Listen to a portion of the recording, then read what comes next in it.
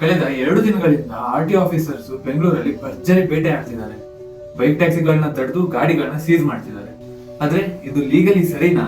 High court permission ಕೊಟ್ಟರು RT officers ಗಳು ಯಾಕೆ ಈ ತರ ಮಾಡ್ತಿದ್ದಾರೆ? ಕಂಪ್ಲೀಟ್ ಮ್ಯಾಟರ್ ಹೇಳ್ತೀನಿ, ವಿಡಿಯೋ ಕೊನೆವರೆಗೂ ನೋಡಿ. ಹೌದು, ಈಗ ನಡೀತಿರೋ ಆರ್ಟಿ ಆಪರೇಷನ್ 100% ನಿಜ. 2025 ಜೂನ್ 16ರಂದು ಬೈಕ್ ಟ್ಯಾಕ್ಸಿಗಳು ಸಂಪೂರ್ಣವಾಗಿ ನಿಂತೋಗಿದ್ವು.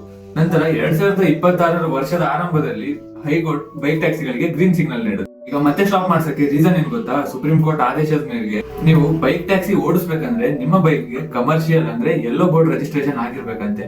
ಮತ್ತೆ ಸಾರಿಗೆ ಇಲಾಖೆಯಿಂದ ಕಮರ್ಷಿಯಲ್ ಪರ್ಮಿಟ್ ಕೂಡ ತಗೊಂಡಿರ್ಬೇಕಂತೆ. ನಾನು ಗೂಗಲ್ ಅಲ್ಲಿ ನೋಡಿದೀನಿ, ಸ್ವಲ್ಪ ಜನ ಆದೇಶ ಬಂದಿದೆ ಅಂತ ಹೇಳ್ತಿದ್ದಾರೆ, ಸ್ವಲ್ಪ ಜನ ಇಲ್ಲ ಇದೆಲ್ಲ ಫೇಕ್ ಅಂತಿದ್ದಾರೆ. ಇನ್ನು ಕ್ಲಾರಿಟಿ ಇಲ್ಲ. ಇಲ್ಲಿ ಆದೇಶ ಬಂದಿದೆಯೋ ಇಲ್ಲೋ ಅನ್ನೋದು ಸೆಕೆಂಡ್ರಿ. ಆದ್ರೆ ಇದೆಲ್ಲ ಏನಕ್ಕೆ ಮಾಡ್ತಿದಾರಪ್ಪ ಅಂದ್ರೆ, ಬೆಂಗಳೂರಲ್ಲಿ ಆಟೋ ಚಾಲಕರಿಗೆ ತುಂಬಾ ಹೊಡೆತ ಬೀಳ್ತಿದೆ.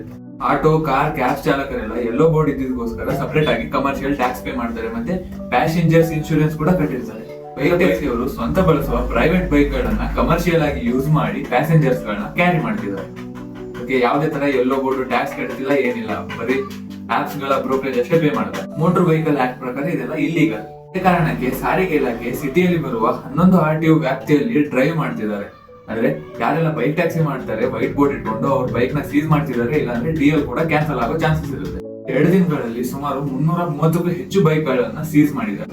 ಬೆಂಗಳೂರಿನ ದೊಡ್ಡ ಟ್ರಾಫಿಕ್ ಗೆ ಬೈಕ್ ಟ್ಯಾಕ್ಸಿಗಳು ಬೇಕಾ ಬೇಡವಾ? ಸರ್ಕಾರದ ಈ ಆಕ್ಷನ್ ಬಗ್ಗೆ ನಿಮ್ಮ ಅಭಿಪ್ರಾಯ ಏನಂತ ಕೆಳಗಡೆ ಕಮೆಂಟ್ ಅಲ್ಲಿ ತಿಳಿಸಿ. ನಿಮ್ ಫ್ರೆಂಡ್ ಯಾರಾದ್ರೂ ಇವಾಗ್ಲೂ ಕೂಡ ಬೈಕ್ ಟ್ಯಾಕ್ಸಿ ಮಾಡ್ತಿದ್ರೆ ಪ್ಲೀಸ್ ಈ ವಿಡಿಯೋನ ಅವ್ರಿಗೆ ಶೇರ್ ಮಾಡಿ, ಯಾಕಂದ್ರೆ ಅವ್ರು ಕೂಡ ಹೆಲ್ಪ್ ಆಗ್ಬೋದು. ಬೈಕ್ಗೆ ಕಮರ್ಷಿಯಲ್ ಪರ್ಮಿಟ್ ತಗೊಳ್ಳೋದು ಮತ್ತೆ ಯೆಲ್ಲೋ ಬೋರ್ಡ್ ಹೆಂಗ್ ತಗೋಬೇಕಂತ ಪ್ರೊಸೀಜರ್ ಬಗ್ಗೆ ನೆಕ್ಸ್ಟ್ ವಿಡಿಯೋದಲ್ಲಿ ಹೇಳ್ತೀನಿ. ಅದಕ್ಕೋಸ್ಕರ ತಪ್ಪದೆ ನಮ್ಮ ಪೇಜ್ ನ ಫಾಲೋ ಮಾಡಿ.